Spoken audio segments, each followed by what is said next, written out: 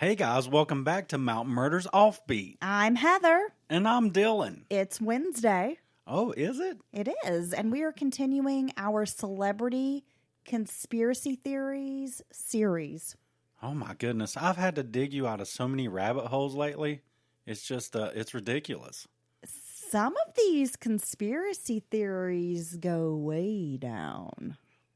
You got to dig deep. What's weird is there's usually some pretty good points and relevant information in these theories. That's what makes them so believable sometimes. It's true. You can see how one might come to think there's some truth out there in these conspiracy theories. Oh, and that's when you start to, you just don't know if you believe it, if you don't believe it. The truth is out there. Yeah, it's X-Files. X-Files, exactly. Up in this bitch. You had found something interesting a few minutes ago that you wanted to share with our listeners. Yeah, this isn't directly related to what we're talking about, but I just thought this was rather interesting. So since 2013, I guess everybody's heard of 3D printers, right? Oh, yeah. Well, since they came out, to the public, and they're fairly cheap. You've heard of, I have anyway, heard of the possibility of printing your own gun. Okay. Right? That's and so probably the last thing I would print, but yes. Yeah, so, they're like, oh my God, people are going to, print unregistered guns, blah, blah, this and that, and we can't control them, and it'll, criminals and all this shit. And so, actually, even then, you could print your own gun. Most of the gun, you still had to get some components that and then put it all together. But those are typically those were very, very low tech, and might burst after one shot, It's two like shots. a potato gun or something. Yeah, just something that's not going to hold up. Well, now on January 1st of this year, and this is funny, chair of the Orleans County, New York Libertarian Party, also known as porn actor Molly Smash. Oh wow. Uploaded 2 fast-flashing dubstep-tuned theatrical trailers to their Pornhub channel. The videos were promoting cheap, untraceable, 3D-printed plastic do-it-yourself semi-automatic guns. And that's because Takak likes guns, specifically unregulated ones, and homemade guns are so hot right now. So I guess people... Homemade guns are so hot right now? I didn't know that was... Is this like Zoolander? Like, are we stuck in like 2003 or something? That's so hot right now. So now they're making almost complete guns. There's still some parts you have to get. I'm not a gun guy, so I don't know the different parts of the gun. There's still some components you have to get. The thingy and the thingy-majigger that go together? Yeah.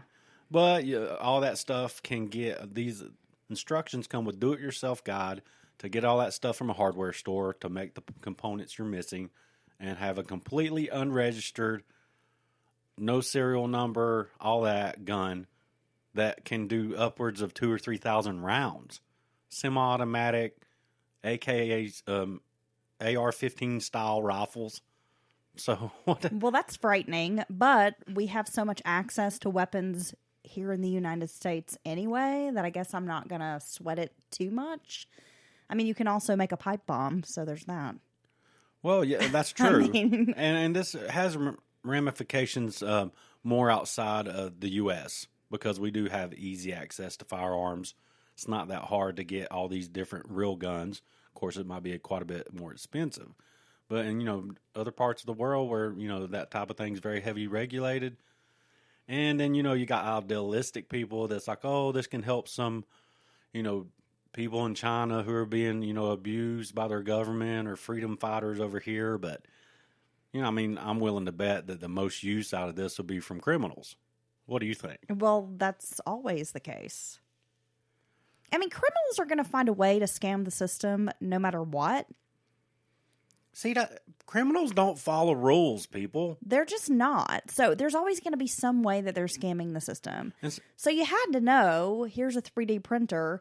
There are going to be criminal minds out there concocting all sorts of crazy, outrageous ideas and things they can do with this printer to serve their purposes, which is like committing crimes. Right. So I think the absence of or adding more rules with criminals in mind really doesn't matter. I mean, because they're not going to follow the rules. Yeah, they're they not don't waiting for follow the rules anyway. Yeah, they so. disregard the rules and what's legal, and they're not waiting to see what regulation or rules you put on them next because they don't give a fuck. Right. So if someone's going to build and construct a 3D printed gun, that same person could get a copy of the Anarchist Cookbook and make some cyanide or a pipe bomb. So people are always going to do some shit. Don't tell people about the Anarchist Cookbook. It's dangerous. Like they don't probably already know, Dylan. Okay. I saw a documentary of that guy, and he regretted making the Anarchist Handbook and like putting it all together, even though that's all information that was available anyway. He put it into one cool. Is it the Anarchist Handbook or is it the cookbook? It's the cookbook. Okay. Yeah. I was like, am I right or am I wrong? I'm always right. Yeah, so I know that's unrelated, but I thought that's pretty interesting. Well, no, we're going to be talking about some guns today. Real guns. Janie's got her gun. Yeah, we're going to talk about that. So, what are you bringing us in part 2 of our celebrity conspiracy theory stories? Okay. For 26 years, music fans have had a fascination with Kurt Cobain's death. Oh, man, people know where this one's going already. Cobain was the lead singer, guitarist for the band Nirvana. He is often titled the spokesperson of Generation X and is considered one of the most influential musicians in the world. Kurt's death was ruled a suicide by Seattle police, but many believe there was something far more sinister at play. Yeah, and I'll tell you, you did the deep dive, and I've dug into this just a hair, and there seems to be a lot of reasons to think maybe it wasn't just a straightforward suicide of some sad grunge rocker. Yeah, so let's talk about it, Dylan. I'm going to give you a little background here. March 1st of 1994, Cobain is on tour after a stop in Munich, Germany, when he's diagnosed with bronchitis and laryngitis. On the 2nd of March, Cobain travels to Rome, where he seeks medical treatment. While he's in Rome, he is joined by his wife, rocker, singer, actress, crazy person. Amazing talent. Courtney Love. Now, according to Courtney, she woke up on March 3rd to find Kurt had overdosed on a combination of Rohypnol and champagne. Yeah. Yeah, I didn't know what Rohypnol was at first. Well, tell us. You say that, but you're not explaining it. So why don't you give us some background? It is I think you can obtain it without prescription. It's like a sedative, like an over-the-counter, very strong sleeping sedative of some type. In the UK, you can get it over the counter. He was rushed to the hospital where they kept him for 5 days. Courtney will claim this was Cobain's first suicide attempt. On the 18th, Love placed a call to Seattle Police Department claiming that Kurt had a gun, had locked himself in a bathroom. When officers arrive, they find several guns and some pills. Kurt explains to the officers that he is not suicidal and was in fact hiding in the bathroom from Love. And the gun was for protection. So he's boarded himself up in the bathroom. He's scared of her crazy ass is what he's saying. Pretty much. Okay. Courtney Love arranged an intervention for Kurt, bringing 10 people into the fold, like musician friends, record company executives, Dylan Carlson, one of Kurt's best friends, and he's actually going to be a player in our story. The intervention didn't go well, and at some point, Courtney is escorted away by a guy named Billig. I believe he's like a record exec. Kurt agrees finally to attend a detox program in Marina Del Rey, California. It's called Exodus Recovery Center. Sorry.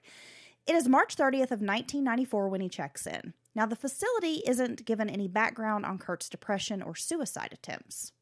That doesn't seem right. I mean, wouldn't you want them to have all that information? Well, you would think if he was suicidal, someone would have let this treatment center know that. Well, yeah, and he's about to go through detox and all that, which is very rough, mentally rough and physically rough on your body. Well, that's the first detail that is strange, is that his wife fails to mention to these folks, my husband is suicidal. Right. He's attempted suicide just a few weeks ago. We're very worried about him, blah, blah, blah. Right. Friends who visit him say he seems fine. There was no discussion of feeling blue, and he didn't appear to be acting strangely. He attended the group therapy meetings, did all the things he was supposed to do. They said he seemed fine. It is reported that while he was in rehab, Courtney phoned the facility upwards of 13 to 14 times in a single day. See, I mean, I know even if she was worried, which I mean, I think I know Courtney, it wasn't that. She just always wants to be in charge of everything and wants people to be like, oh, God, it's Courtney Love. Oh, you're famous, blah, blah. But, I mean, that's quite overbearing. He's there trying to get well. He don't have time to just hang out on the phone with you and talk all day every time you want to call him. Well, she will later say she only spoke to him one time. Yeah, well, who knows what's true, I guess. There is some speculation that Kurt wanted to leave the facility so Courtney wouldn't know his whereabouts. Kurt takes a smoke break and ends up hopping a 6-foot fence. He takes a plane from LAX to Seattle, where he bumps into Duff McKagan from Guns N' Roses on the flight. The pair have a happy conversation, though McKagan will later say he felt like something wasn't right. Well, I mean, he did just run away from rehab. Well, so, there's that. I mean, he might not be exactly acting completely right. Well, and though they weren't like great friends by any stretch, McKagan said Kurt's behavior was like he was just really happy to see someone he knew. Like he was happy to see a friend or, a familiar face. Cobain is spotted around Seattle at various locations on April 2nd and 3rd. Kurt hires a driver to take him to his Lake Washington Road home on the 2nd. Michael Callie DeWitt, and we'll be calling him Callie. His nickname is Callie, Lake California. He's the male nanny.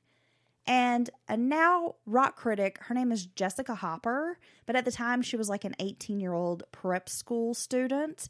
They were staying at Kurt's house. So Callie's basically the live-in roommate, nanny guy. Yep. And his girlfriend who's only 18. Yeah, I mean, it didn't come out and say that she was his girlfriend, but some reports I've read seem to kind of hint that they had some sort of relationship. Okay. Well, anyway, they were basically, other people have said they were basically just like mooching off Kurt. Yeah, like staying I in think his house. There was a lot of people around Kurt and hanger-ons. And Courtney, and it's almost like Courtney liked it because, she's got these people who, look up to her in some weird way, or, she's in control of all the people around her through money and through helping them, things like that. Well, it said she's providing them with drugs, paying for their drugs, giving them money for drugs. Paying people's rent. Giving people money for rehab, quote unquote, rehab. Yeah. Yeah. Now, at the time, Jessica, as I mentioned, she was 18 years old, and she confirms that on this day, April the 2nd, that she has a conversation with Kurt. And during the time that she's, around Kurt, she tells him, like, Courtney has been bugging the hell out of us. She's frantic. You need to call her. There were 8 phone calls placed from that house between Seattle and the Peninsula Hotel in Los Angeles, where Courtney was staying on the 2nd. She was a registered guest at the Peninsula. Now, Callie will later say he thought it was a dream when Kurt was sitting at the foot of the bed having a conversation with him. All right. There's speculation perhaps Callie was high. Doesn't really recall the conversation. At some points he said, yeah, I had a conversation with him. And the letter's like, well, I just thought it was a dream. Huh, thanks for being clear on that, Callie, because pretty important information. These people are also vague. It is on the Saturday night that Courtney Love allegedly has a story planted with the Associated Press that she has a drug overdose. So that her herself has had an overdose and is in the hospital. Yes. And it will come out later that Courtney did this in hopes that Kurt would see this news report and call her. That was her version of the story. But then even later, she makes comments, I'm going to kill whoever planted that story, even though she had admitted to people she had planted the story. Yeah, and then those people are like, well, you told me that you planted the story before it came out, so, what are we going to do about that? Well, then she quickly doesn't say anything else. Right? Yeah, I don't think she can keep up with her own bullshit. She can't. And you have to remember, this was a time when she was struggling with her own addiction. Yeah, see, it's tough. Two addicts together, that's not going to work out. But, if he's getting clean, then you got to be getting clean too, or it's not going to work. If he comes back out and there's all the drugs, the same stuff he likes, heroin, especially something like heroin, just that, you got to get rid of that whole lifestyle. All the hangers-on. Yeah, you got to cut yourself loose from your friends. The first thing that are users. You have to right. separate yourself from those people. First thing you do if you're going to get clean off of anything is get a new playground and get new playmates. That's a great it's way true, to put it, Dylan. Because you can't, it's not going to work. It's very unlikely to work. It was on Easter Sunday, April the 3rd, that Courtney hired a private investigator, former LAPD officer Tom Grant. Now, she initially tells him over the phone that a credit card has been stolen and she needs him to track it down. Grant tells her that wasn't really something he did. She should cancel the card and make a police report. Then Courtney proceeds to tell him that her husband is missing and mention, "We're famous." Yeah, because Tom has no idea, right? No, he doesn't know who these people are. He's an older gentleman, and he doesn't listen to grunge music or interested in pop culture, so he has no idea who they are. Courtney files a missing persons report for Kurt Cobain using his mother's name, Wendy O'Connor. Now, this will be on April the 4th. And she will state in that report that he has a gun and is suicidal. This perpetuates the myth that Kurt was going to kill himself. When Love is questioned about why she used his mother's name, she explains that no one would believe her if she made the report. Well, why don't you get his mom to call and make a report for real herself? Well, this is what I don't understand. Why would no one believe you? And you're his wife. You're his wife. You're his next of kin. You're with him every day. Why wouldn't they believe you? Yeah. Unless there's some reason that they know you're full of shit. Well, there's that. I mean, and that's just, I don't know. Even if it's done with the best of intentions, which what she's saying doesn't make sense, which is true about a lot of things she says during this time. It's just wrong to call and act like you're his mom and make a missing persons report, right? Right. Grant has multiple conversations with Courtney over the phone and in person. He had recently worked a very strange case in which an 18-year-old girl had gone missing and ended up murdered. So he felt compelled to take meticulous notes, document phone calls, and he just felt something was generally off with Courtney. Her story didn't make sense. There were a lot of contradictions from the first time he spoke with her. She was not offering up the full story. I mean, he just was like, there's a lot of red flags with this. So he wanted to make sure, I guess, basically for his own protection to, cover his ass. Well, yeah, and I think once, I'm sure people around him was like, that's Kurt Cobain, it's like huge. Courtney Love. Once he realized they were not just famous, they were super famous, or, Kurt was especially, that, something, and plus Courtney, she's just so hit or miss. I mean, she contradicts herself with her own statements, multiple statements, or calls the next day and, is talking raving mad about something. And he's like, well, no, yesterday you said this, which, contradicts what you're saying today.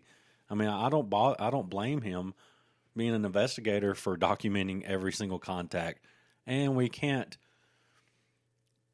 not think he possibly may have been thinking about a book or something in the future. I mean, really, people think like that.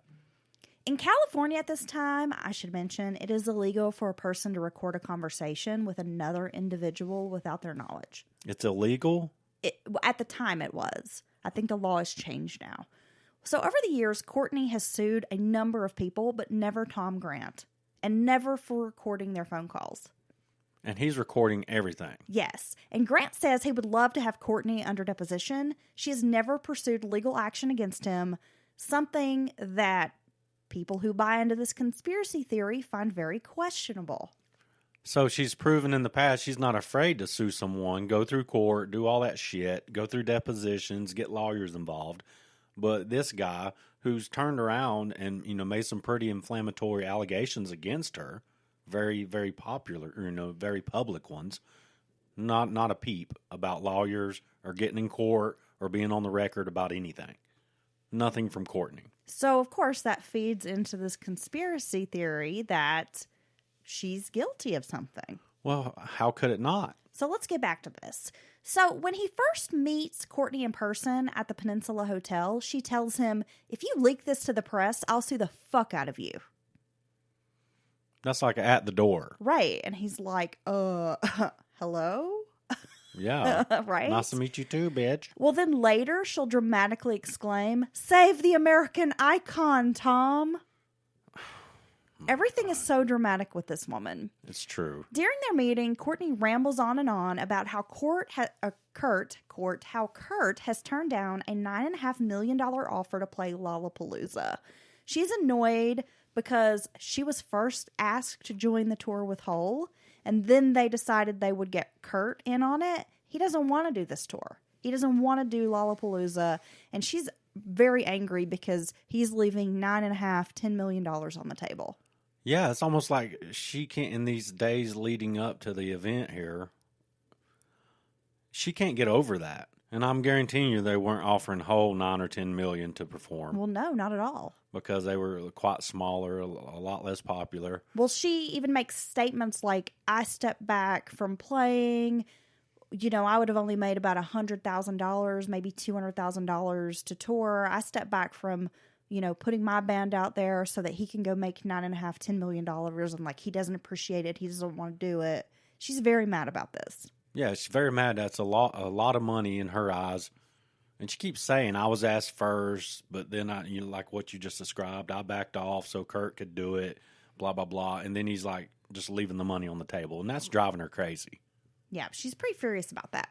Well, later Courtney will tell Tom that the credit card company, because remember, she called him initially, I need you to track down a stolen credit card. Yeah, I mean, that's not that her husband was missing. Right, again. Right. So she tells him that the credit card company had given her some information that Kurt purchased a plane ticket to Seattle. And when she called a second time, they told her he'd purchased 2 more plane tickets, but wouldn't divulge the destination. Right. Of where he was planning to go. And it also makes you wonder, well, was it like 2 plane tickets for himself or plane tickets for Kurt and someone else? Well, that's true. Which we might talk about that here in just a few minutes, so hang on to that little thought. She also changes her story. There is no stolen credit card. Instead, Courtney tells him that she believes Kurt is cheating on her and names a woman, Caitlin Moore, who is supposedly Kurt's drug dealer, that Kurt is probably shacked up with her. He's cheating. Grant subcontracts with another Seattle agency to conduct surveillance on Moore's apartment because maybe we'll catch Kurt going in or out of the apartment.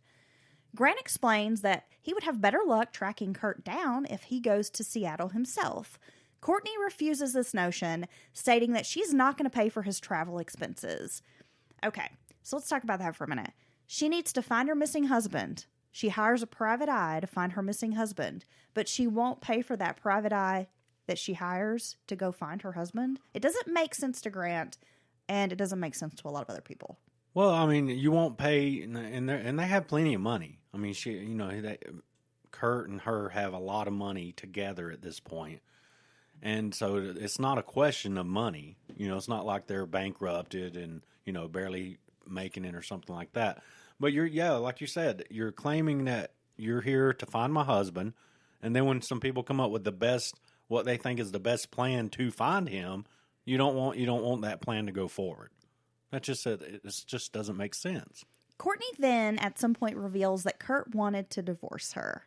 Rosemary Carroll, that's Courtney's entertainment lawyer at the time, and she was a really good friend of the Cobains. Like, she was friends with both Kurt and Courtney.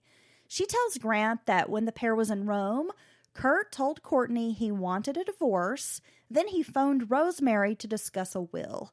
Now, contrary to some rumors, Kurt didn't have a will. There has been some speculation that he wanted her name taken off the will, but what he really wanted was to have a will drawn up so that he could leave his entire estate to Frances Bean Cobain, his daughter, and ensure that Courtney had no rights to his property if something were to happen to him. So he wasn't changing his will. He wanted to make a will. He wanted to drop a will, and he wanted to make sure Courtney's name was nowhere on it. Okay. Well, and there's rumors that he's wanting divorce. So here's Well, here's where I think you start to get an idea of what could be the motive to, not tell the truth and to maybe, what this leads to. If Kurt was concerned enough to have Courtney nowhere on this will, then why would he kill himself before this happened? Well, If he true. was planning to commit suicide, and this is a question a lot of these folks who think she had something to do with his death are asking, is if you knew you were going to kill yourself, you didn't want your ex-wife or your wife to have access to your things, wouldn't you put that will in place before you commit suicide? Well, obviously. I mean, that's If you were planning this long term. Well, yeah. Now, I understand in the heat of the moment when people are very, very upset and they just like kill themselves and there was no like plan to do it. Maybe they weren't thinking clearly. But according to Courtney, he's been planning this for weeks, right? Well, yeah, and it sounds like he would want to, if he did kill himself, like you said, make sure that everything's in order. Especially if you have no will at all, because it's going to go back. Everything's going to revert back to your wife. She will get everything in that case if you were to die before. And what I've always had an issue with, he's a heroin user. Why wouldn't you? Why in the world would you shoot yourself in the mouth with a shotgun?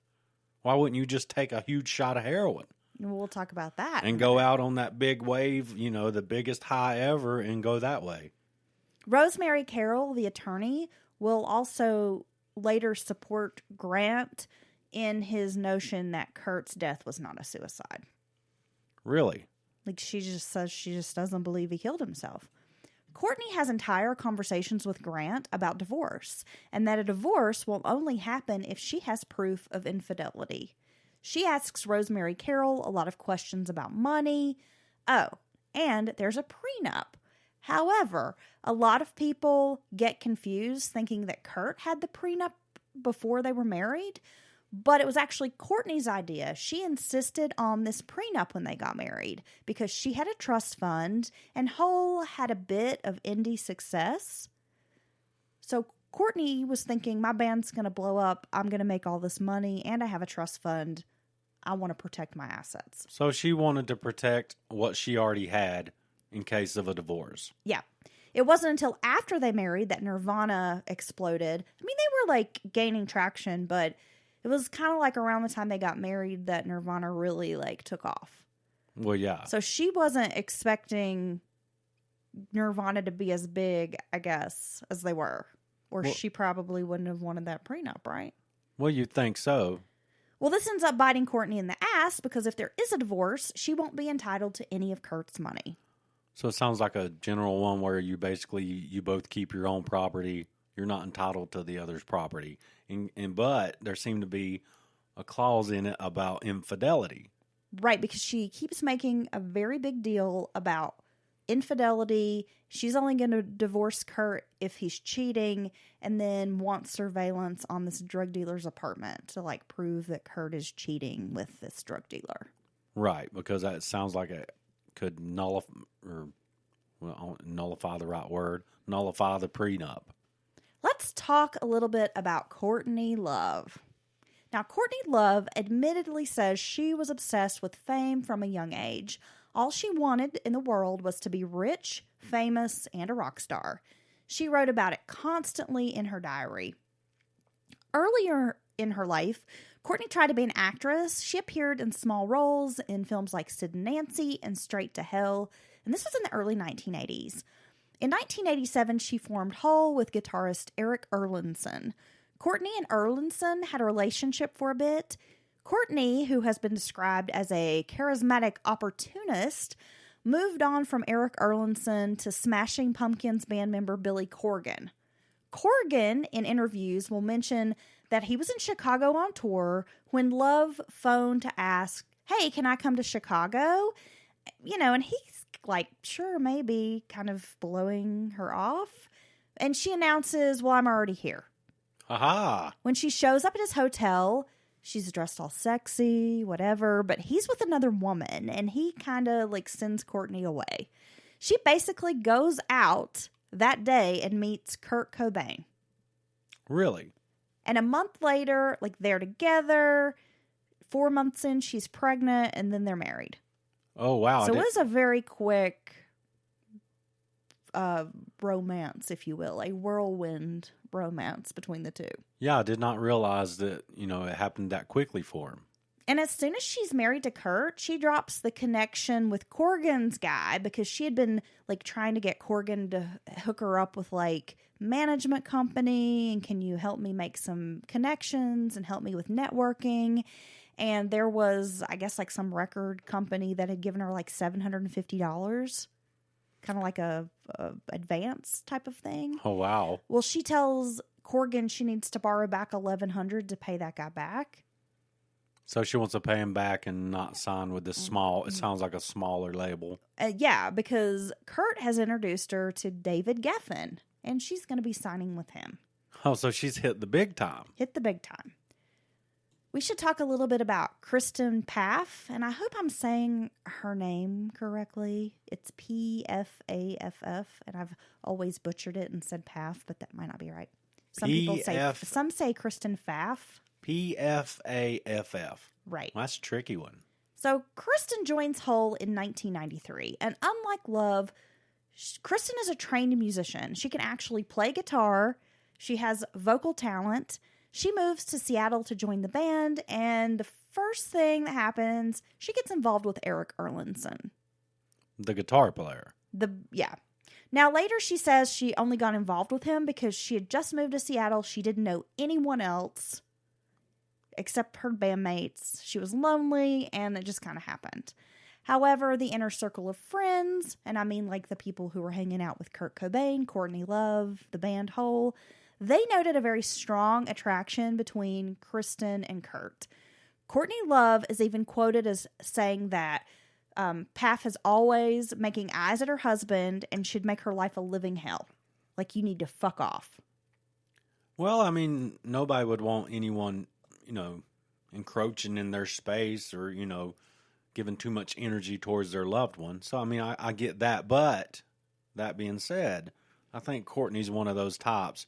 Everybody wants her man. She's jealous as hell all the time. And I think that falls back maybe on some of her insecurities and things like that. Kurt had purchased Kristen a copy of his favorite book. Perfume is the name of the book. I forgot to note the author. I have it somewhere, but I didn't put it in my laptop notes.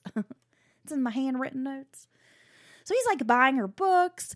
They allegedly had spent nights together at a cabin he owned. Just the two of them? In Washington. Yeah. Oh. Cobain told his friend Dylan Carlson that he totally had a thing for Kristen, but if Courtney found out, it'd be hell to pay. And being the good friend that he is, of course, Dylan Carlson runs and tells Courtney. What the hell, Dylan? That hey, Courtney, Kurt has a thing for your bassist. I'm going to pull your bro card, Dylan. Damn it. Yeah, I know. Love was known to be incredibly jealous and possessive of Cobain. I'm going to give you some examples of Courtney Love's behavior over the years. So Mary Lou Lord is a singer-songwriter, and she dated Cobain before he was famous. She called Courtney Love out on social media for defamation, death threats, and more in a Facebook post. And now she's taken that down. Mary Lou Lord accused Love of lying about abusive behaviors, even saying that Courtney Love made death threats, not only to her, but that she actually went as far as leaving Lord's parents death threats on their answering machine back in the early 90s. Who does that? Love told people that Mary Lou Lord killed her cat. Lord says Love physically assaulted her. They were at some show or something. Courtney approaches her, pushes her. She's sitting at a table in a chair, and Courtney comes up and pushes her, so she falls back in her chair and hits some stairs behind her. Security guards had to separate the pair, and Courtney's screaming, "I'm Courtney fucking Love. This is my show." Oh my God. Lord had to run away from Courtney. And I mean, it sounds like she literally had to run for her life, and she had to climb over a fence. She's trying all these ways to get the fuck away from Courtney Love, tears off her shirt. She says she's running down the street basically with her tits out, just trying to get away from Courtney Love while Courtney's screaming, "I'm going to kill you." And that wouldn't be the first time that Love was accused of physical assault. I mean, she's got quite a record here. So after Kurt's death, Hole joined the 1995 Lollapalooza tour, and there are a number of outrageous stories involving Courtney Love from this tour. Courtney Love allegedly punched Bikini Kill's Kathleen Hanna in the face for no reason, though it was later disputed that maybe Courtney just threw some candy and hit her in the face with it. And this was like the first couple of days of the tour. Courtney told her bassist Melissa Offbeat that they were at war with Hanna. And apparently Kathleen Hanna told her, "I challenge you to a feminist debate at any university in America." I thought you were going to say a duel. Yes. Well, I guess so. We're going to have a verbal duel about feminism. Now, according to some rumors, Courtney was jealous of Kathleen Hanna. Hanna had dated Dave Grohl, like back in the day. And apparently Hanna had wrote, "Kurt smells like Teen Spirit" on a wall. And that's how the song title was born. Smells Like Teen Spirit. Whoa. Yeah, so Courtney's jealous because here's a woman that she's responsible for this song. It's been an anecdote that she's heard time and time again. And Courtney is just a very jealous person, so she can't stand this. And Teen Spirit went huge. That album went huge. They had kind of new handlers and producers and things, and they really packaged it up on that LP. And I'm sure she had heard that story a million times, that's how it were the name of her, the title. But, and jealousy is something we all feel to varying degrees. But, Courtney sounds unstable. Who threatens, for one? Over relationships, I'm going to kill you. Well, because you dated my boyfriend like 5 years ago? See, that's wackadoodle. And then leaving shit on people's answering machines, including your people or your parents. That's insane, is what that is. Others say Kathleen Hanna had sparked this fight by asking Courtney, "Where's the baby?" in a closet with an IV. Oh. Because of Love's infamous interview with Vanity Fair in 1992. She was pregnant, and there was a lot of talk from friends and whatnot that Courtney was using heroin while she was pregnant. Now, it's funny because while I was doing research for this, I read that Vanity Fair article, and then I found a Spin magazine article that is more recent. I think it was from like 2014 or 15, where they are painting Courtney Love as like this victim, how this was a horrible smear campaign, how everyone's out to get Courtney because she's so talented. Just totally excusing her bad behavior over the years. Well, you can't do that. Like, she gets a free pass. And I'm like, in this cancel culture, I'm surprised that they're going to go on the defense for Courtney Love. Because as you'll see throughout the story, she's not done some good things. Well, that could be someone she's just friendly with the people who wrote the article, or someone there at that particular magazine. Because I don't see how, if everyone around, see, it's like what people say about conspiracies. If everyone around you is lying to get at you, and they're all the assholes, then you're probably the asshole, however the saying goes. But why is everyone going to be out to get you and lie about you? Really, it doesn't make sense. Sinead O'Connor was on this Lollapalooza tour, and after hanging out with Courtney Love on the tour bus, the following morning she quit the tour. See, Sinead don't play around. She's not all caught up on money or anything. She'd be like, "Fuck what is it? Beware the real enemy, or fight the real enemy." Yeah. Fuck the Pope. Now, Love apparently told the tour director, "I just want to tell you, Sinead is crazy." To which he replied, "Coming from you, I consider that expert testimony." Whoa, shots fired. Yeah. Well, again, this tour manager, he's like tired of her bullshit because she just continues to like try to wreck this tour.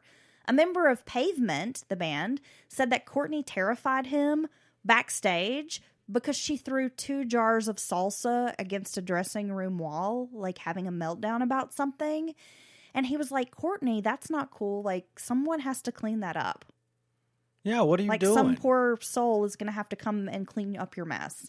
And that she was just being like super out of control, like throwing a tantrum, having a meltdown. That's ridiculous. And throwing glass jars. You got all these bands, all these logistics involved, trying to get everybody where they need to be and stuff. And here you are acting like a child. Won't you be a professional? Because at this level, I don't care what kind of music you're doing or something, you should be acting like a professional, a real performer. Then Courtney on stage made fun of Cypress Hill, who were also on the tour, and called their fans a bunch of pothead pussies during the show. Ooh, so edgy. That sparked some outrage. Sonic Youth says Courtney felt she should have been top billing on the tour and carried this huge chip on her shoulder about it.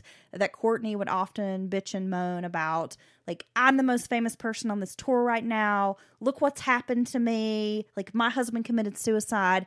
Like, my name's the one that's been in the press. I should be, like, the top billed, act on this tour. So Kurt's committed suicide, allegedly, and she goes on with the tour and goes out and tours all around with Lollapalooza. Yeah. She's not... Well, this is in 95, so he died in 94, so this would have been the following year's Yeah, but still, tour. Yeah. I mean, you're still not all to hell. I mean, it's not that long after your husband killed himself. Well, the show must go on, Dylan. Well, yeah, but I mean, that's a little weird. Well, you act like if you die tomorrow, I'm not going to continue doing mountain murders. Well, I mean, if you died, of course I'd have to go to work Friday evening like normal. But, I mean, I don't have any choice in that. I'll just get a hologram. I'll project a hologram of you over there on that couch and pretend that you're here in the studio.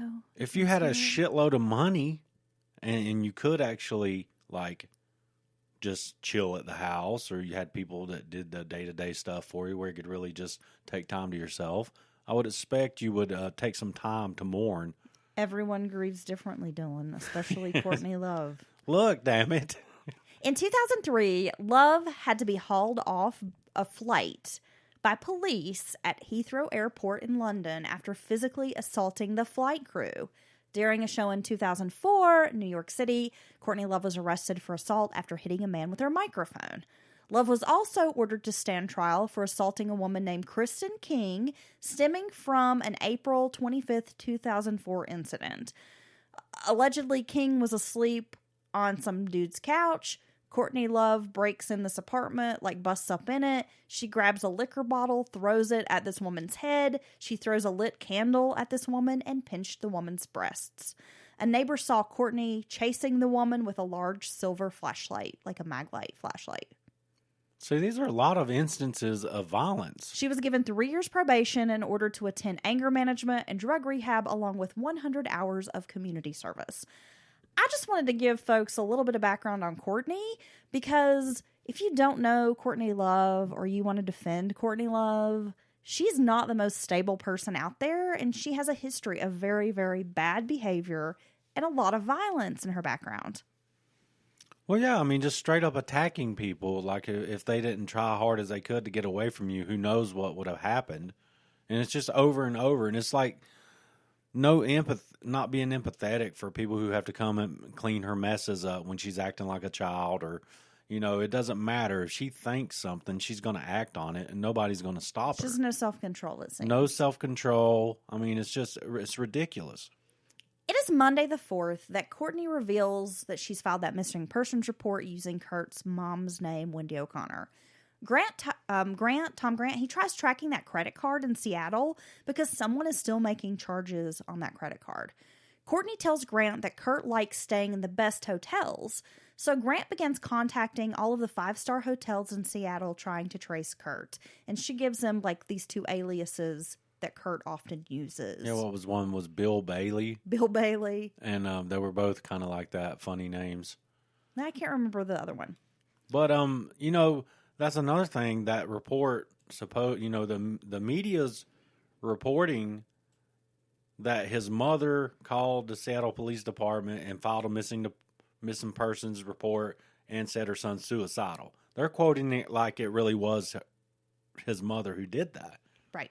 And that's all over the news and everything. And that's wrong. That's wrong.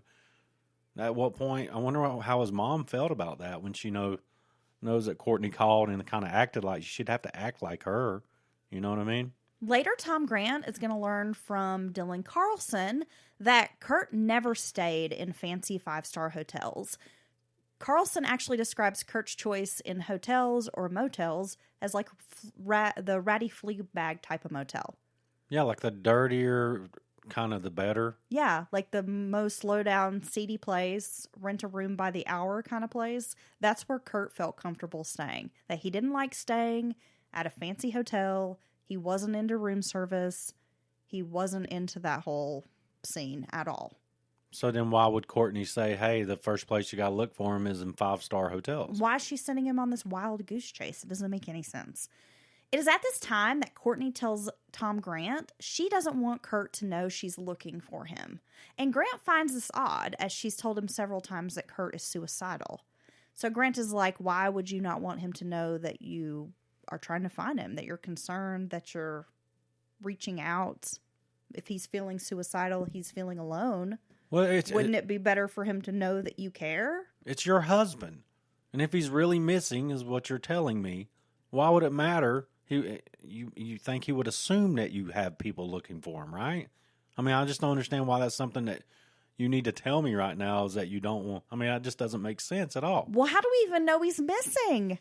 Well, we don't. I mean, he's a grown man. He's left rehab and he's just gone. Like, that doesn't necessarily mean he's missing. Well, that's true. But I mean, if you're going on what she's telling you, then that kind of contradicts the whole thing.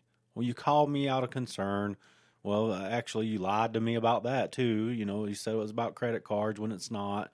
And which, you know, that could be, oh, we're famous and I didn't want to tell you this then or blah, blah, blah. But, and then it's like everything she tells him, she turns around and contradicts it, or it just doesn't add up with the other facts. It makes no sense. It doesn't. It doesn't piece together. On April 6th, Tom meets her again at the Peninsula Hotel, and he once again volunteers to travel to Seattle in hopes of tracking down Kurt, who still hasn't been found. Now, when a friend suggests Courtney, you know, you should just go yourself, Courtney says, well, I have business to take care of here in Los Angeles. And her lawyer, Rosemary Carroll, will later tell Tom Grant there was no business in L.A., like, Courtney didn't have anything pressing to do there. Yeah, from what Tom Grant can see, your business is hanging out in a freaking hotel room with a bunch of hanger-ons doing drugs and shit. Yeah, pretty much. Courtney, who told Tom Grant she doesn't trust Callie, later tells him, I'm going to let Callie know that you're heading to Seattle.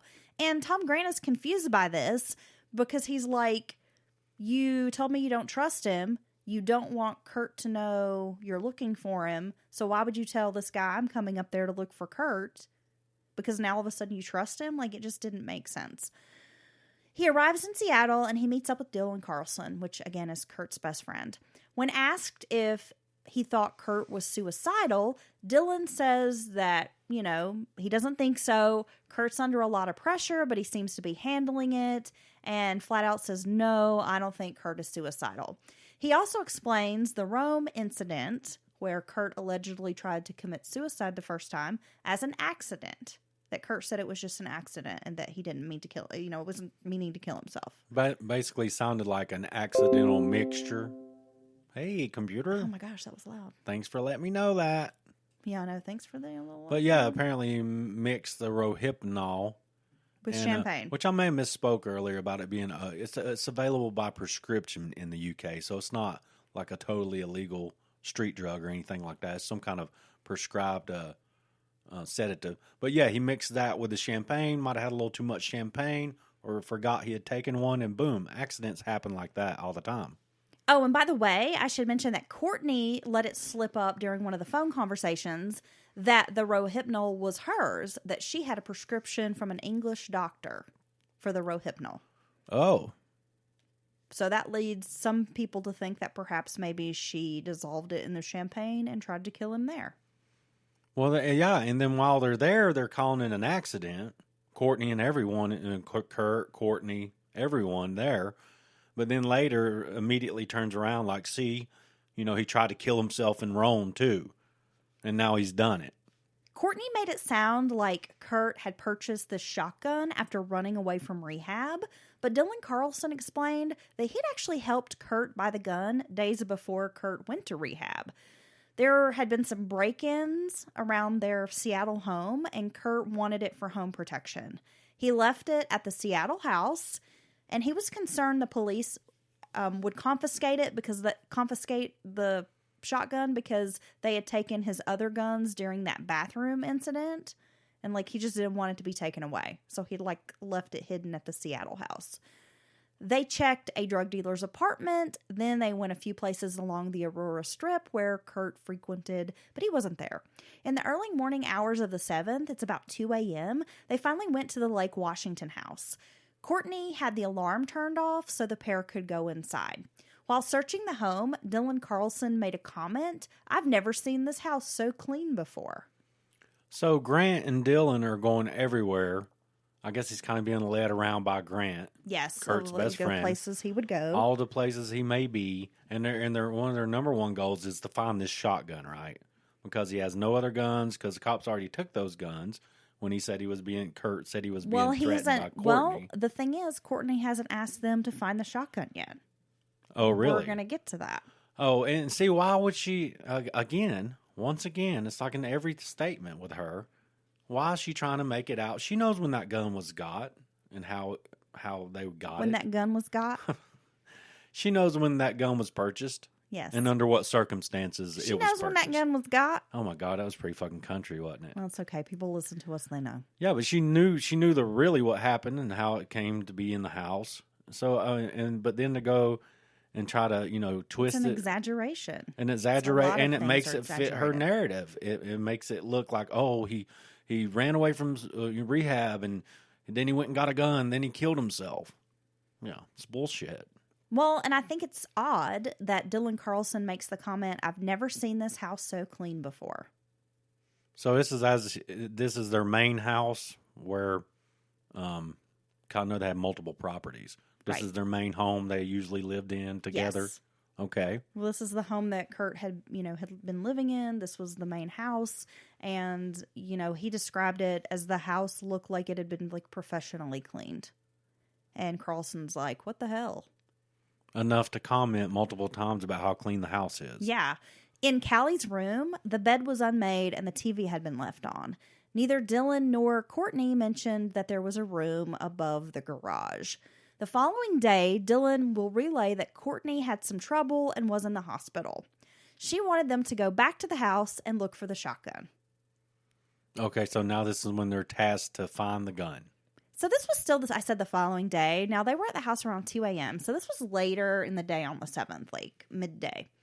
They check some places around Seattle, but they don't find any signs of Kurt, and they don't find a shotgun.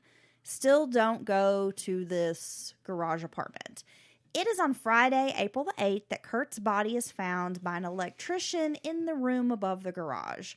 Cobain had 3 times a lethal dose of heroin in his system. Diazepam was also found in his bloodstream. It is said that even a hardcore heroin addict couldn't function or survive on that large dosage. Yeah, it was something like 50 times what would kill a normal person. Then, a user obviously builds up a tolerance, and it was upward 3 times plus what even a heavy user could. And if he was to survive and not die right when he took that shot, he would be like a blubbering mess on the floor. He wouldn't be able to do anything. His manner of death was ruled suicide by a self-inflicted gunshot wound. And that's where a lot of conspiracy theorists just aren't buying this. If he had that much heroin in his system, as you mentioned, Dylan, he would have been fucked up. He would have been plumb schnookered. That there would have been no way he could have gotten this gun and shot himself. Well, no, and a shotgun's not an easy thing to shoot yourself with. No, it's not. I mean, you got to get a placement. And he was supposedly sitting on the floor, I think, when he did it. And there's just, it's very odd the way he came to rest, laying directly on his body. The electrician described that his hair looked like it had been perfectly combed out, like almost like haloing out from his head. Yeah. Like someone had brushed it out, like in this perfect laying flat on the ground kind of thing. That doesn't sound like a natural way to fall down. No, and that's what the electrician said was like, it looked really weird for this person to shoot themselves and then they fall on the floor and their hair is like perfectly, flowing out behind them like this. And so here come the cops into this scene, which is the upstairs apartment. They call it the greenhouse, above the garage, I believe it was. I bet they do. Puff, puff, greenhouse. Well, so here's the thing. Neither Dylan, and this is not, I mean, at first I thought it was just like a storage, like a place, a storage area in the house. He went in there to do that to him for some reason. But it's kind of somewhere where you hang out at. Yeah, Dylan Carlson was like, oh, I didn't think to look there because I thought it was like a storage room. They had some old lumber up there. Yeah, but it was like a sitting area. A sitting area. A balcony area. Sounds Yes. like this was a place where people would like hang out. And I find it very hard to believe that, Courtney, you've had me come multiple times to this home, your home, to search for him or for the gun or whatever, and you never mentioned this other fairly large room that is part of your house. Well, you have Jessica Hopper. You have Callie in the house. It never occurs to Courtney, to ask her friends who are staying at her house, go check above the garage in that garage apartment or whatever. Yeah, because the medical examiner said he'd been dead upwards of 72 hours. So it's multiple days. He's already killed himself, or he's died, rather, I think I should say. And so, this dude, Callie, never looks. No one goes and looks. It never pops in anybody's head. And then there's the matter of the electrician. Right? Yeah, he was sent to put in an alarm system. Yeah, he was sent to update something, or it was just like a really weird random task that all of a sudden he's called and they like insisted he go straight out. So some believe that he was meant to find Kurt's body there in the greenhouse. The investigation into the death has been questioned for years. The note found by police was immediately considered a suicide note, but the note didn't mention killing himself. This note that Kurt had written. Oh, the note is very interesting. It indicated that Cobain wanted to quit the music business. Several handwriting experts have examined the note and found some discrepancies in the footnote, which was written to Courtney and Francis. Yes, like you got this pretty long note. A lot of people say it reads like saying bye to his fans, like I'm done with music. Yeah. You know, it's been a great ride, whatever. I'm done with music. I'm going to move on.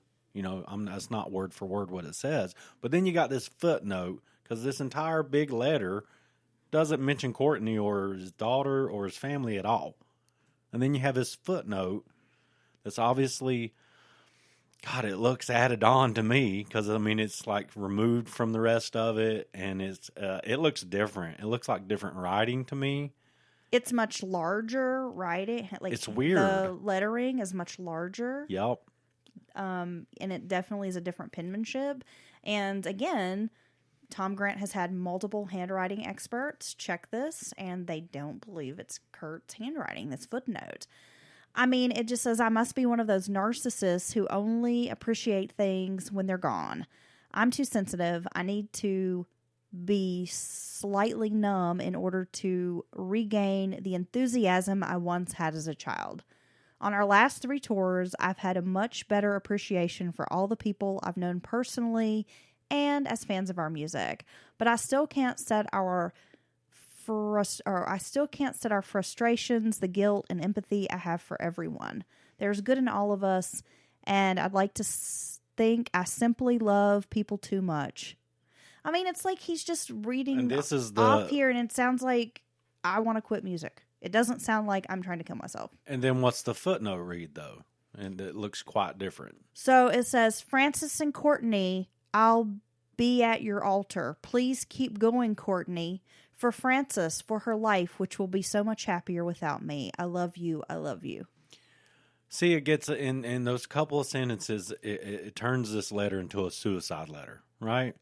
And it's pretty cliche, though I know that suicide letters do typically have certain phrases in them, saying goodbye, saying that you'll be better off without me. But this gets it all. It turns it back on Courtney. Oh, Courtney, you've got to keep going. You'll be better off without me. I love you. Blah, blah, blah. It's some very cliche elements in those two sentences there. Yeah, I mean, it's definitely strange. And if you believe these handwriting folks, it's not even in Kurt's penmanship. Some months later, Courtney reveals that she has a second note from Kurt. But it is said that this note isn't a suicide note either, but it's a letter telling Courtney that he's leaving her and he wants a divorce and that he wants to quit the music business. And that was written quite a while ago, right? Before this. Yeah, it would have been written like around the time they were in Rome. So I think, and they're at the crime scene. So the cops come through the door. Oh, this, poor guy, this grunge rocker guy who's always sad, killed himself. He's a dopehead too. So the cops come in there with this attitude. Sloppy police work from the off the rip. Very few pictures taken of the scene. As a matter of fact, I don't believe they even checked the gun for fingerprints until like a month later. Yeah, and then so there's no prints on the gun. I'm not sure if they checked the trigger because some people was like, why didn't they check the trigger?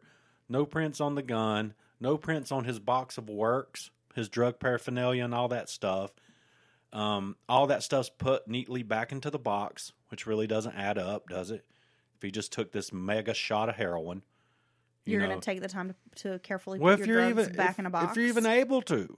I mean, that's when they find people, drooling blood Nikki and Sixx spit. style with like a needle in the arm. Yeah, and the thing the tourniquet tied around your arm. So all this stuff's been here. So he does this mega dose of heroin, cleans up, puts everything orderly back away, wipes. Maybe he's a Presbyterian. He does it neat and orderly. Wipes the fingerprints, which some people's like, well, he could have. Why would you wipe fingerprints at all? People know it's your stuff. People know you do heroin. I mean, what are you hiding? So why would you wipe anything? And then, with this huge amount of heroin coursing through his veins, is able to sit on the floor and shoot himself with a shotgun. It just don't. And then the way he comes to rest, the gun laying on him, the angle of his wrists, all these forensic blah blah blah stuff I don't understand, just says that it didn't happen like that. Reports said that Cobain had barricaded himself inside this room, which was false. There was a stool near the door, but it was not wedged in front of the door.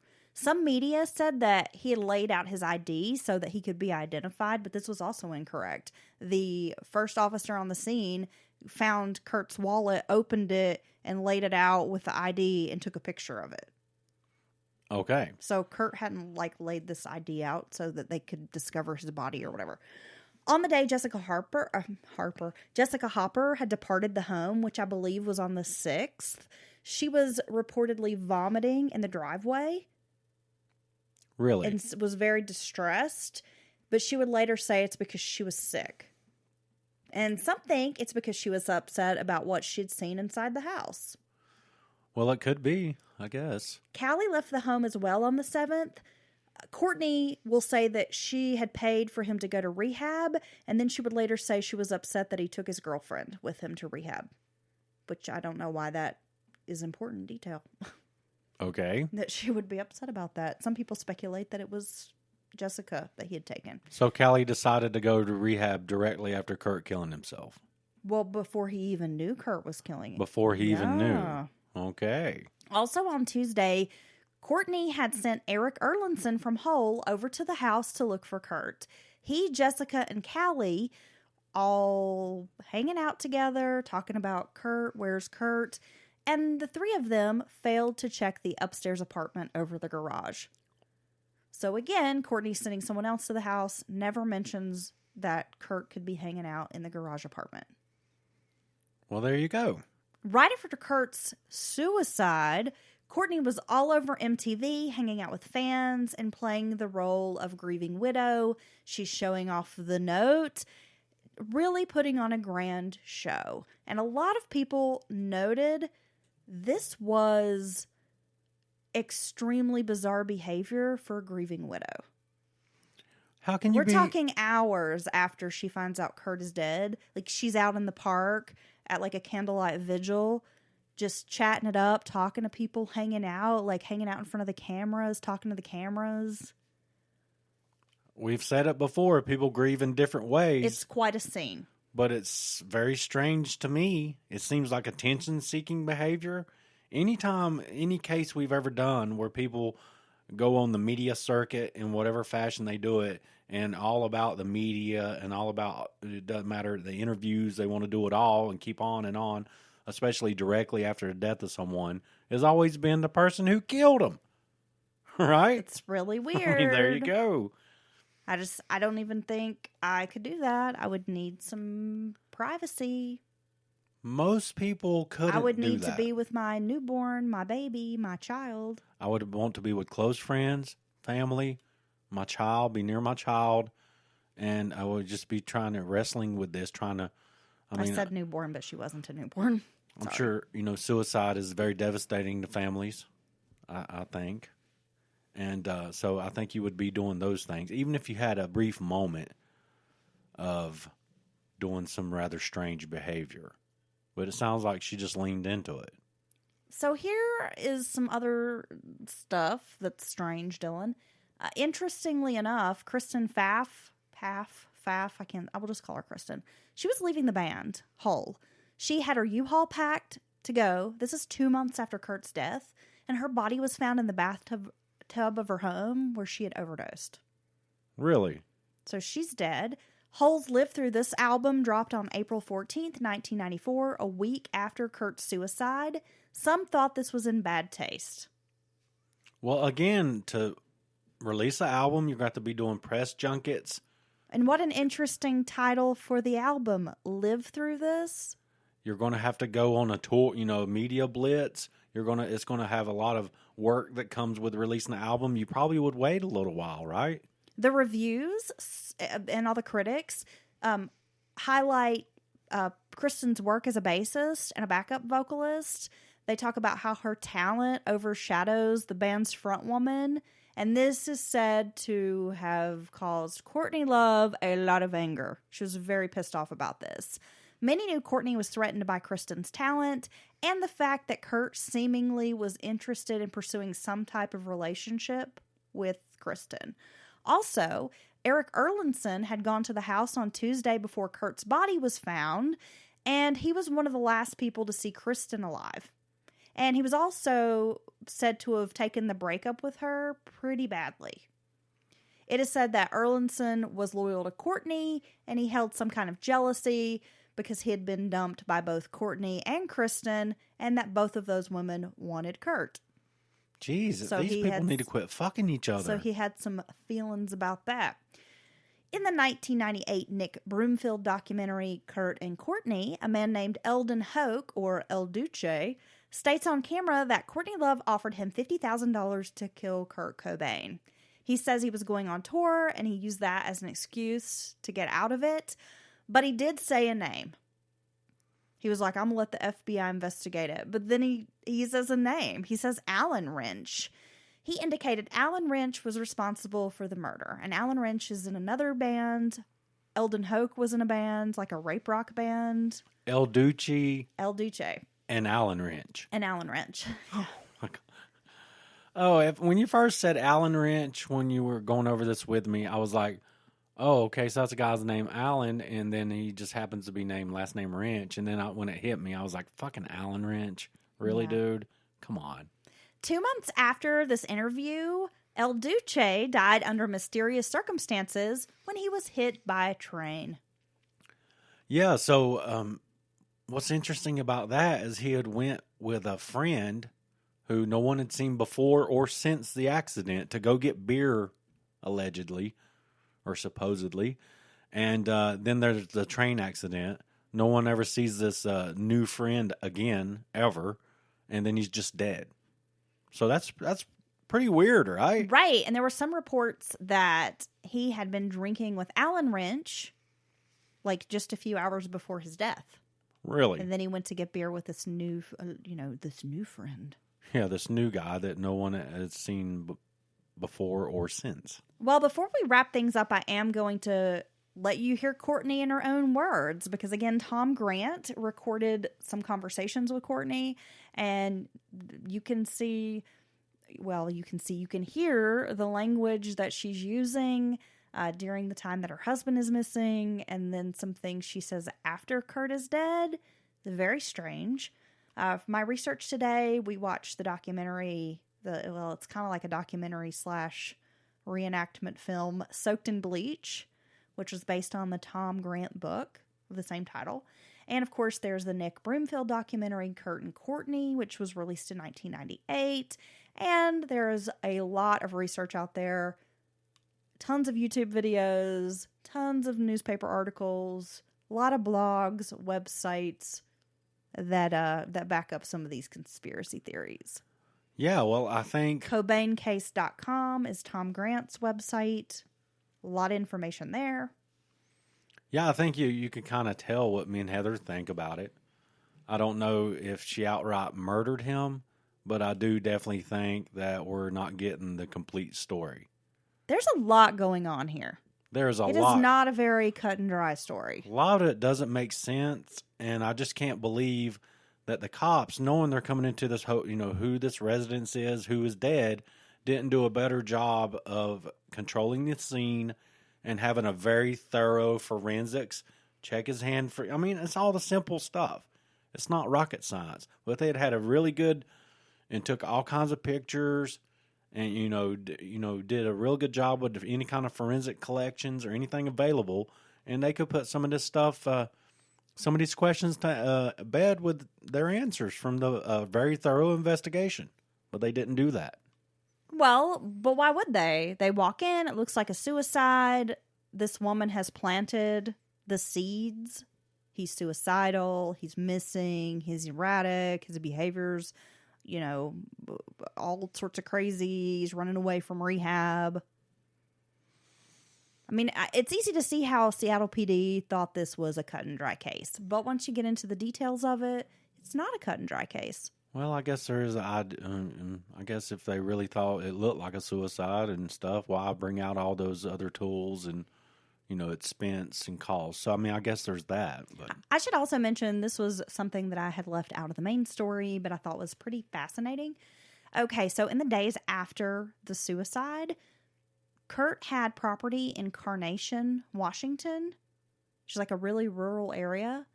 And on this acreage, there was an old log cabin. And then there was a brand new house, like a mini mansion log cabin style house that had been built, which Grant said was very telling of the two personalities, because Kurt preferred the really old rustic log cabin. And then Courtney had this other one built, this big fancy modern home. And he was like, it's, you show up to the property and it's just kind of like, oh. So they go there. For some reason, Courtney was like, I think we should go up to that property. And Tom check the cabins. Went along. Yeah. So he says they go in the old rustic cabin. There were no signs that anyone had been there for some time. And because it was so damp, there was actually moss like growing on the counters, and the furniture had like this little layer of like green mossy stuff. Yeah. And he's like, it was obvious no one had been there for some months. One of Courtney's friends had gone into the bathroom and immediately began screaming because there were 5 dead rats in the toilet. Yeah, nobody's going to hang out with that. So Tom Grant was like, I don't think Kurt's been here because, there are these dead rats and they've been in there for some time. There's no sign. There's no fingerprints, like someone's been rummaging around the kitchen, nothing. Courtney goes upstairs and immediately comes back down with a needle and was like, look, he's been here. Oh, imagine that. He left a needle behind. Look, Courtney found it. Thank goodness. I guess trying to explain where he had been in the days before he was found. I don't know. Just yet again, just another inconsistency in her story and the way she's acting. Well, it's just really strange. You got motive. Her motive would be financial gain. Well, yeah, because now she has all of his money and she has all of the publishing rights to Nirvana's music. She has everything. And the other day I was fumbling around. I think I was the masters. When you own the right to your masters. I was fumbling around with that. On the Beatles episode? On the Beatles episode. But yeah, the masters, your entire music catalog. So she has access to royalties that could top $1 billion over her lifetime. So there's your motive right there. And also, so instead of going from being a divorced former lover of the huge star Kurt Cobain, she goes to being the widow, having all the money, all the royalties, everything goes through her to her. The sympathy. And then her name in the press. Her name in the press. So, I mean, there you go. There's your motive. I don't know. It's an interesting case. I'm sure we'll get a lot of feedback. I think people feel very passionately about this case, especially if you are of our generation, because Nirvana was huge. I mean, everybody loved Nirvana. They meant a lot to so many people. Well, it was the other discussion we had. If Kurt hadn't died, and Kurt also joined the 27 Club, along with Jimi Hendrix, Morrison, Joplin, I believe Belushi, if I'm not mistaken. Amy Winehouse, which isn't that weird? Many. Isn't that weird? And I was like, why do these such talented people keep dying at 27 when they know there's this kind of this curse or this story around it? And then me and you talked about it, and we decided that they look up to these people like tortured souls, or like they're just like this other icon, and then they just use the shit out of the drugs until they die when they're 27. So, yeah. Well, I mean, I think you had that theory. I didn't necessarily have that theory. Oh, you want no part of my theory? Well, no, I just nodded in agreement. Well, I mean, what's the odds, right? No, it's strange. It is strange. But we were talking about like what would have happened had Kurt lived. Yes, what would have happened to the scene? What would have grunge happened to music? Right. And I think it's an interesting thought. Because the hypotheticals. I think that though there were many other bands, and there's bands that pioneered before Nirvana even come on the scene, right? Well, yeah, of course. There was the Seattle Mother grunge Love. scene. I mean, you had Mother Love Bone, Mudhoney, right? Chris Cornell. You had, Soundgarden, Alice in Chains. But it seems like the wind kind of went out of the sails when Kurt died, a little bit, to the whole movement, to the type of, and you'll always wonder what that talented person would have went on to produce later in their life. I mean, take somebody like Jimi Hendrix or Morrison or any of those people in the 27 Club. Who knows what they could have added to society and art in their latter years? But I think that kind of, I don't know. It's like it never recovered from the death of Kurt, in a way. Yeah, it was very devastating for a generation. I mean, I remember where I was when I heard the news. Yeah, I know. I mean, that was like a moment in my youth. It's a flashbulb memory for you, It totally was, yeah, because right? I was a fan. I was a total grunge girl at that time. I was Ooh. like the only girl in my school wearing Doc Martens and ripped up jeans and band T-shirts, and I was like in it. So you smelled like Teen Spirit. Well, I mean, I took a shower, if that's what you mean. Yeah, so I guess we'll never know the truth. I mean, really, unless somebody comes out with some definitive evidence. But I think that Courtney had something to do with Kurt's death, personally. Yeah, I think she's a nut.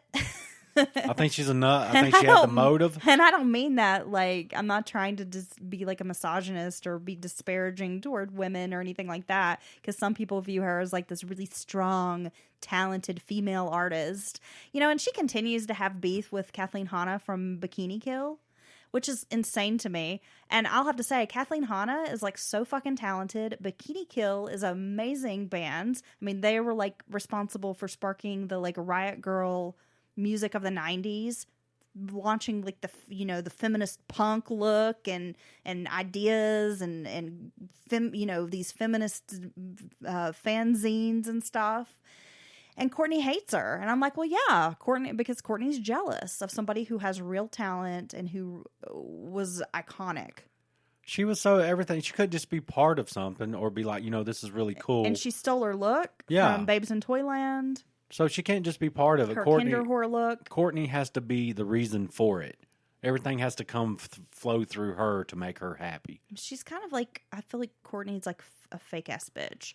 Like she does whatever's whatever's kind of trendy or cool at that time. Like she borrowed the look from Babes in Toyland, the whole Kinderwhore look. And so then Live Through This comes out and that's like super stylish. But then you turn around in 95 and she's doing the Larry Flint movie and now she's an actress and she's on the red carpet wearing couture. And then now she's had like a bunch of face plastic surgery and every time you see her she's in like a designer Dior gown or something. And I'm like, wow, that's a far cry from that whole grunge thing you had going on. It's almost like it was just a costume for her, or like she was playing a part. Maybe. Means to an end. Maybe. Well, there you go. Anyway. Yeah. And I loved Live Through This. I think that was a great album. I used to totally rock that. I still rock it sometimes on my Spotify. But I don't know, man. I just think she's a little bit of a crazy pants. And I kind of think she had something to do with her husband's death. And if she didn't, like, have him murdered, maybe he really did suicide himself. She's a fucking liar. Well, I think, And see, that's the thing. Just She manipulative and conniving. I wouldn't put it past her to manipulate him into knowing that he's depressed or having these feelings or thoughts to maybe push him into it or help him along the way. You know, not unlike that girl not long ago who found herself in court after basically telling a guy to kill himself over and over and over until he finally killed himself. Well, if anything, it just seems like he wanted the fuck away from her, was like trying to escape her clutches. He didn't want to have anything to do with her. That seems to be evidence for that. There's definitely evidence for that with the will and what people are saying, the stories people told about he was leaving various people. So there you go. She just couldn't stand the rejection. All right. So this has been another episode of Entertainment Conspiracies. Yep, Celebrity Conspiracies. And we will be back on Sunday with more true crime for you. I have a very interesting case, something completely different from any type of true crime story we've told thus far. So I'm excited about that. And of course, next week's Offbeat, more celebrity conspiracy theories. It's going to be a good one too. It is. I can't wait. Stay tuned. But, I don't know. I mean, the press always perceives me as, like, completely tragic and fucked up anyway, and I have, like, a record coming out, so, selfishly, it might even help sell records. I don't know, my record's coming out in, like, a week. Yeah. So, and I've learned the value of this. I didn't think it when it first happened, but all publicity is good publicity to a certain degree, unless you're Michael Jackson. If it goes in, and the rumor, once somebody, I deny it, and I can deny it all the way to the bank, and actually people will believe me if I deny it, if I say, it never happened.